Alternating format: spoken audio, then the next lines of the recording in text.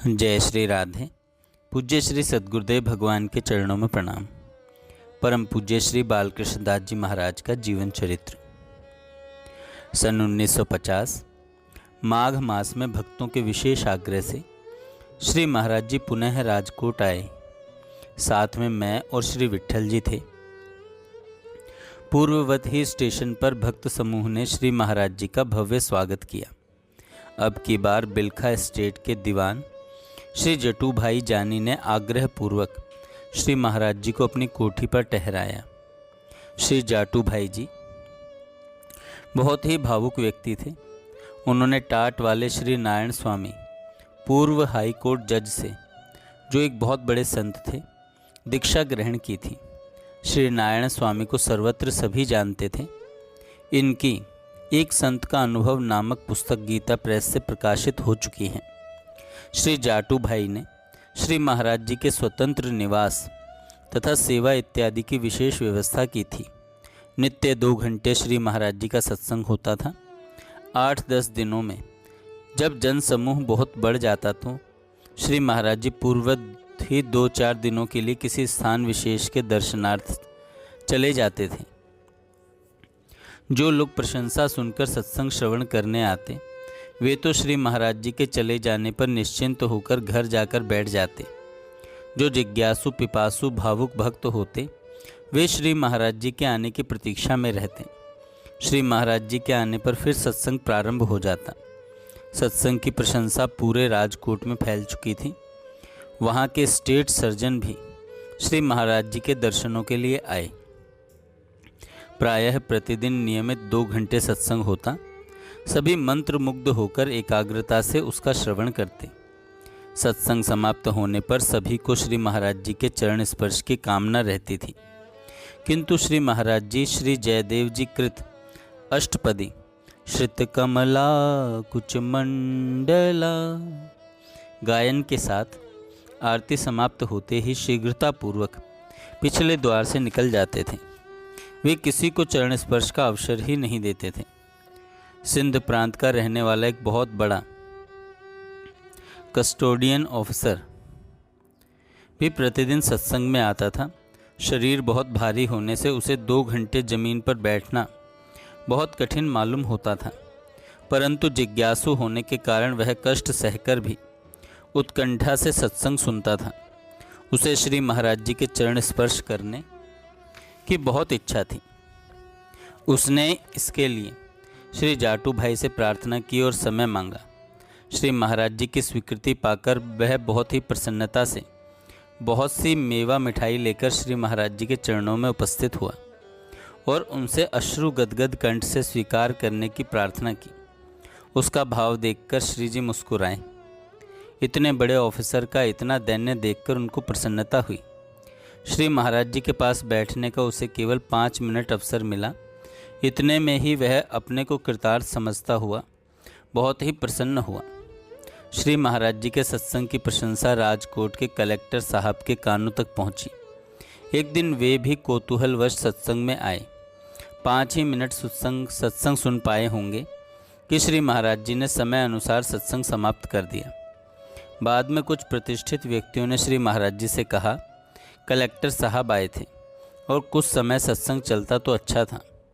आप हंसते हुए बोले, मेरा सत्संग कलेक्टर के लिए नहीं, जिज्ञासुओं के लिए है।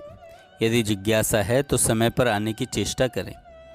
एक बार एक दंत चिकित्सक 2-3 दिन सत्संग में आते रहे।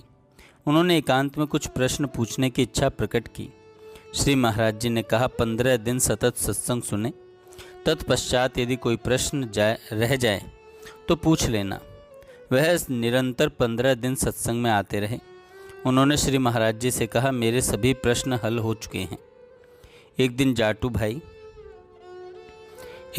भाई जिनकी कोठी में श्री महाराज जी ठहरे थे, श्री महाराज जी के पास आकर प्रार्थना करने लगे कि इतने सुंदर सत्संग का लाभ अधिक से अधिक लोगों को मिलना चाहिए। आप यदि आज्ञा दें तो मैं पर्चे छपवा कर बंटवा दूँ, यहाँ आंगन में विशाल शामियाना लगवा दूँ। श्री महाराज जी ने हंसते हुए कहा, मैं तो कहता हूँ आप भी सुनकर दूसरों को मत कहिए, इसमें तो स्वार्थी बनना चाहिए। नहीं तो आप प्रचार में और मैं सुनाने में यूं ही रह जाएंगे, कुछ भी लाभ नहीं होगा। बेचारे चुप लगाकर चले गए। पूर्व यात्रा में श्री महाराज जी जब राजकोट आए थे तो सतत कांजी भाई के यहाँ ही रहे, किसी के घर जाने का अवसर ही नहीं मिला।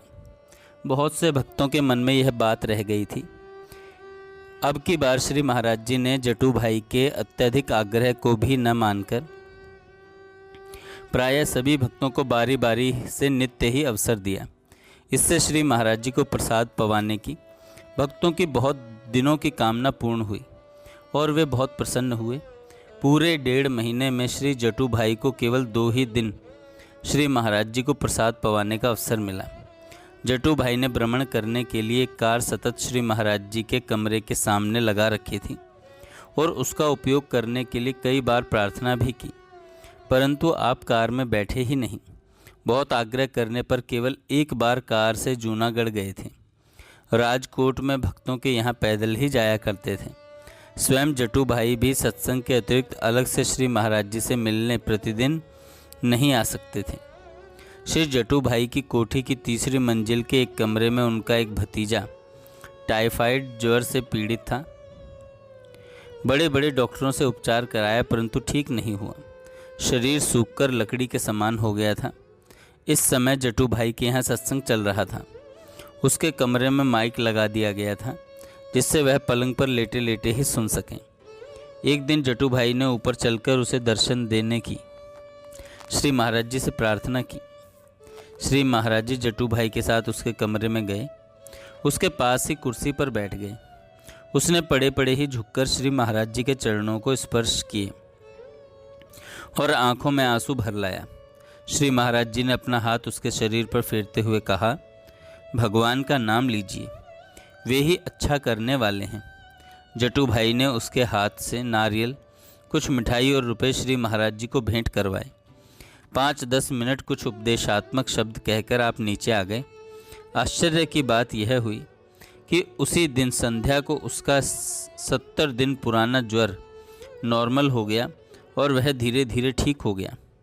इस प्रकार 1.5 महीने तक वहाँ के भक्तों को सत्संग का अपूर्व लाभ प्रदान कर श्री महाराज जी धाम वृंदावन में लौट आए। एक बार आप 1 महीने के लिए मंडलेश्वर रहकर श्रीधाम लौट आए थे। धाम आकर 8 दिन भी नहीं हुए थे कि आपने फिर मंडलेश्वर जाने की रट लगाई। मैंने कहा अभी तो आए हैं, वहाँ जाने का कोई कारण भी नहीं है, वहाँ के लोग क्या कहेंगे, परंतु आपने मेरी एक न सुनी। आखिर झुंझलाकर बोले, तुम्हें चलना हो तो चलो, मुझे तो जाना ही है। कहकर चलने लगे। मैं साथ हो लिया।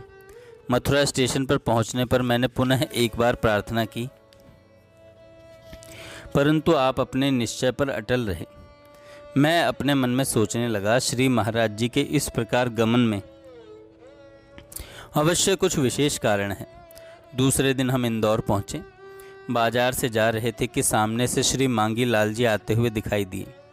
श्री महाराज जी को देखकर उन्होंने शीघ्रता से आगे बढ़कर उनके चरण पकड़ लिए। इन 5 वर्षों में आज तक उन्होंने न तो कभी श्री महाराज जी के चरण ही छुए, न कभी अंग स्पर्श ही किया था। श्री महाराज जी पर इतनी श्रद्धा होते हुए भी उनके इस प्रकार के व्यवहार से हम सबको बड़ा आश्चर्य होता था। चरण स्पर्श करने का यह उनका प्रथम अवसर था। बाद में उन्होंने बताया था कि चरण स्पर्श करने के बाद 3 दिन लगातार उन्हें रोमांच और कंप होता रहा। उनके साथ हम मंडलेश्वर गए।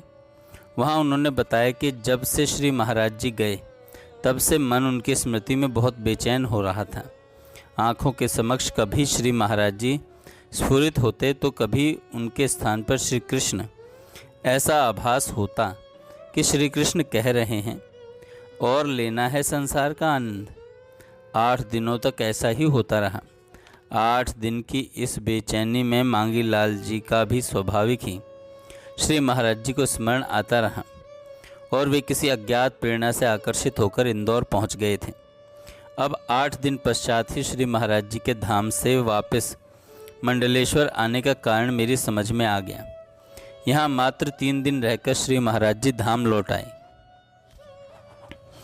अनजान में ही श्री महाराज जी से ऐसे कार्य हो जाया करते थे कि जिनका अनुमान उस समय लगाना संभव नहीं होता था। परिणाम में ही पता लगता था। जैसे आप स्वयं को अव्यक्त रखने का प्रयत्न करते, वैसे ही प्रासंगिक चमत्कारों को भी अव्यक्त रखने की आपकी चेष्टा रहती। कभी कोई भविष्यवाणी अचानक आपके मुख से निकल जाती तो शीघ्र ही इधर उधर की बातें करके उसे भुलाने की चेष्टा करते। कार्य पूर्ति पर ही ज्ञात होता कि श्री महाराज जी ने पहले ही ऐसा कहा था। जब हम रीवा में रामेश्वर जी की धर्मशाला में ठहरे हुए थे, रात्रि में श्री महाराज जी के पास बैठे थे कि चर्चा के मध्य अचानक वे बोले, महात्मा गांधी मारे जाने वाले हैं। इस बात का कोई प्रसंग नहीं था। 4 महीने पश्चात ऐसा ही घटित हुआ। इसी प्रकार श्री देवी जी जब वृंदावन आई तो श्री महाराज जी को यह ज्ञात नहीं था कि इनके घर में कौन कौन है। एक दिन ऐसे ही बैठे हुए श्री महाराज जी ने श्री देवी जी से पूछा, तुम्हारा कोई भाई था? श्री देवी जी ने कहा, हाँ, मैं जब घर से निकली वह 4-5 साल का था। श्री महाराज जी ने कहा, वह पधार गया है।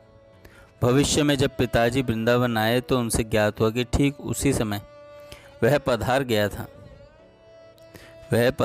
था। राधा रमण घेरे में निमाई गुसाई रहते थे। उनकी तथा उनकी पत्नी की श्री महाराज जी पर बहुत श्रद्धा थी। श्री महाराज जी कभी कभी उनके घर जाया करते थे। एक दिन वे और मैं उनके घर गए। जंगले से निमाई जी ने श्री महाराज जी को आते हुए देख पत्नी से कहा, जो तख्त पर सो रही थी, कहा, महाराज जी आ रहे हैं। सुनकर वह हिली भी नहीं। श्री महाराज जी ने जैसे ही जय राधे कहकर आवाज़ लगाई, आवाज़ सुनकर हड़बड़ाकर उठी और श्री महाराज जी के चरण स्पर्श करके बोली, इनके पास बहुत से महात्मा आते हैं। मैं समझी कोई आए होंगे और शीघ्रता से अंदर गई। गाय का दूध दूहा एवं गर्म करके श्री महाराज जी को पिलाया। निमाई जी आश्चर्य से देख रहे थे। श्री महाराज जी से कहने लगे, महाराज जी, इसकी पीठ पर इतना बड़ा फोड़ा हो गया है कि 2 दिन से यह हिल भी नहीं सकती। मुझे बड़ा आश्चर्य हो रहा है कि एकदम उठकर कैसे सेवा में लग गई। देखिए, आपके सामने ऐसे बैठी है जैसे कुछ हुआ ही नहीं। वह बोली, महाराज जी, पता नहीं आपके आते ही दर्द कहाँ चला गया। उस दिन से उनका फोड़ा ठीक ही हो गया। एक बार मेरी माताजी श्रीधाम आई थी। उन्हें पहुंचाने में महेश्वर गया हुआ था। उसी समय मंडलेश्वर के भक्तों ने श्री महाराज जी को वहां आने के लिए प्रार्थना पत्र लिखा और श्री महाराज जी ने भी जाने का विचार कर लिया। श्री मोतीराम जी श्री महाराज जी को पहुंचाने मथुरा स्टेशन पर गए। गाड़ी आ चुकी थी, चलने ही वाली थी। आप बैठने के लिए भागे, इतने में गाड़ी चल दी। जल्दी में आप लेडीज़ कंपार्टमेंट में चढ़ गए। टीटी ने आपको तुरंत उतरने को कहा। आप उतरकर दूसरे डिब्बे में चढ़ने लगे, परंतु धक्के से प्लेटफॉर्म पर ही गिर गए। कमर से ऊपर का हिस्सा आपका प्लेटफॉर्म पर था। पैर रेल की पटरी पर लटक रहे थे। गाड़ी के पहिए आपके पैरों से टकरा रहे थे। श्री महाराज जी कुछ बेहोशी की स्थिति में पड़े हुए थे। श्री मोतीराम जी जोर जोर से रोने लगे। इतने में किसी अज्ञात धक्के से श्री महाराज जी के चरण ऊपर प्लेटफॉर्म पर आ गए। गार्ड ने झंडी दिखाकर गाड़ी रोक दी। सब रेलवे कर्मचारी इकट्ठे हो गए। श्री महाराज जी के शरीर पर काफ़ी चोट आई थी। घुटने पैर सब छिल गए थे, उनसे रक्त बह रहा था। इतने में आप सावधान होकर उठे और कुछ न कहते हुए फिर गाड़ी में बैठने के लिए जाने लगे। मोतीराम जी ने श्री महाराज जी के चरण पकड़ लिए और रोते हुए कहा, ऐसी हालत में मैं आपको जाने नहीं दूंगा। इनको दुखी देखकर श्री महाराज जी रुक गए। स्टेशन मास्टर तथा कुछ कर्मचारी जो श्री महाराज जी के पास खड़े थे कहने लगे, बड़े आश्चर्य की बात है कि आप वापस प्लेटफॉर्म पर फेंके गए। गाड़ी के पहिए तो व्यक्ति को अंदर की ओर खींच लेते हैं। समझ में नहीं आता कि यह उल्टी बात कैसे हुई। आप टीटी पर कार्यवाही कीजिए, हम गवाही देंगे। जो खर्च लगेगा वह भी हम देंगे। आप मुस्कुराकर बोले, मुझे लगना था सो लग गया, उसका नुकसान कर मुझे क्या लाभ।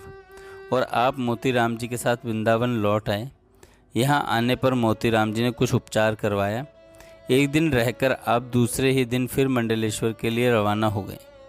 मंडलेश्वर में लगभग 15 दिन उपचार होने के पश्चात आपके घाव ठीक हुए। एक दिन प्रसंगवश बात चलने पर आपने बताया कि उस समय पहिए से मेरा पैर टकरा रहे थे। उस समय अचानक किसी ने मुझे प्लेटफॉर्म पर सरका दिया। किसी के हाथों का स्पर्श मुझे स्पष्ट महसूस हुआ। यह अज्ञात स्पर्श किसका हो सकता है, यह कहने की आवश्यकता नहीं है। जय श्री राधे। आगे हम कल सुनेंगे।